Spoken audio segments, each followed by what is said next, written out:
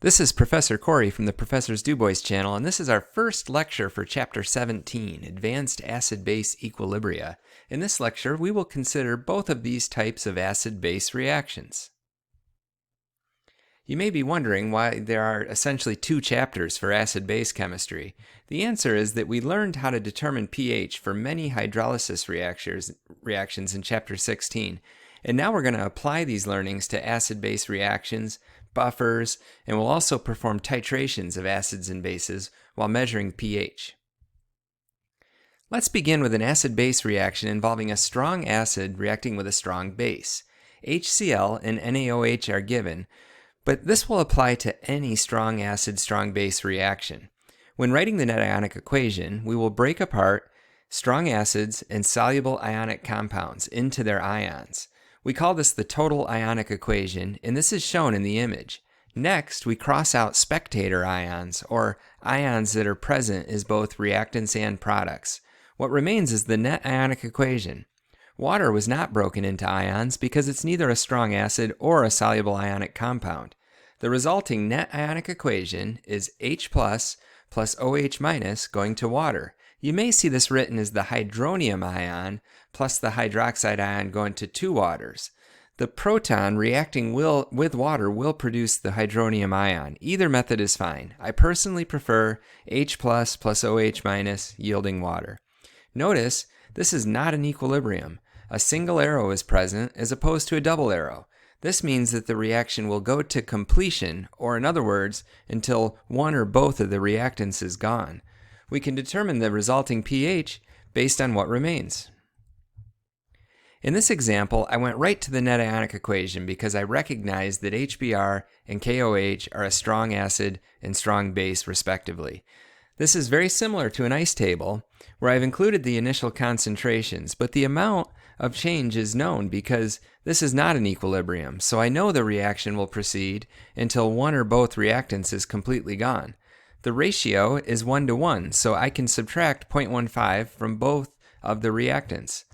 The reaction stops when the hydronium ion is gone, but I have remaining hydroxide ion.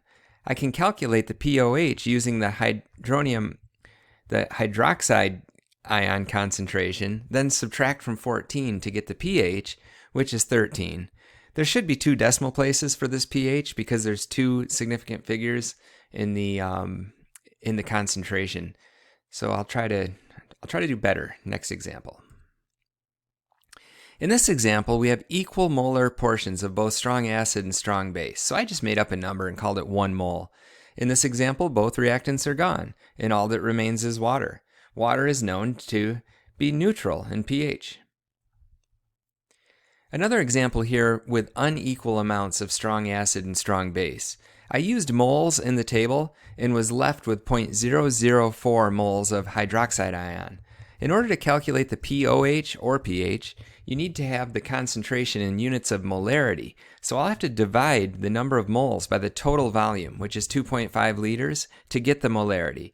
From here, I can calculate the pOH and pH.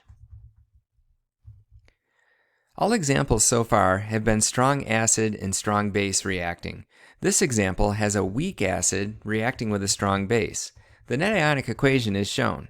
Realize that we don't break apart weak acids into their ions. Also notice that this reaction does go to completion. It is not an equilibrium reaction, as noted by the single arrow.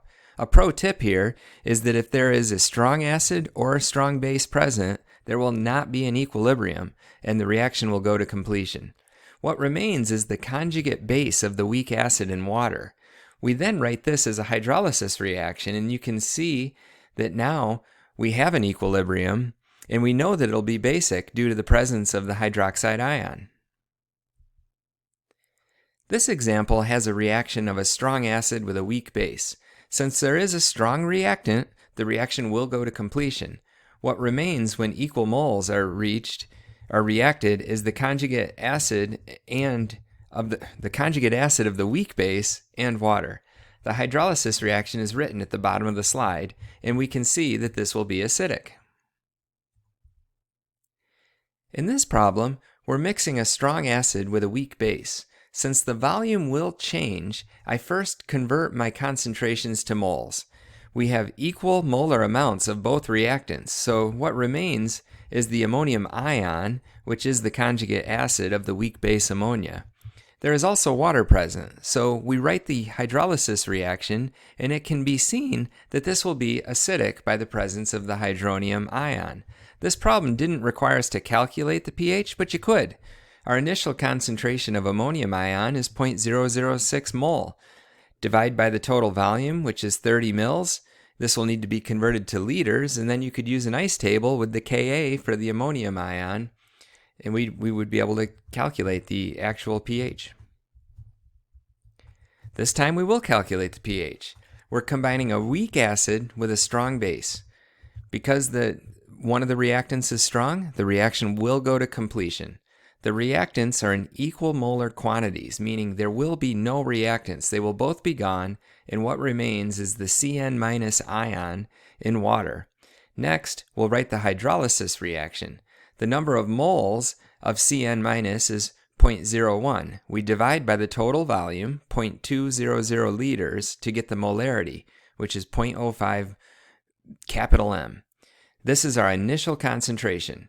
We represent the change in terms of x, and since the K value is very small, we can use the assumption rule and say that at equilibrium, the concentration of the Cn- will be about 0.05. Solving for x, we get 0.00112, and this is the hydroxide ion concentration at equilibrium. So we can use this to calculate the pOH and subtract from 14 to get the pH. In this lecture, we began the advanced acid-base equilibria and examined acid-base reactions where both the acid and base are strong, as well as when either the acid or base are weak. We are able to determine the pH of these systems using an ice table. In our next lecture, we will learn about buffer systems and how they are resistant to changes in pH. Thanks for watching, and stay tuned for more mini lectures on the Professor's DuBois channel.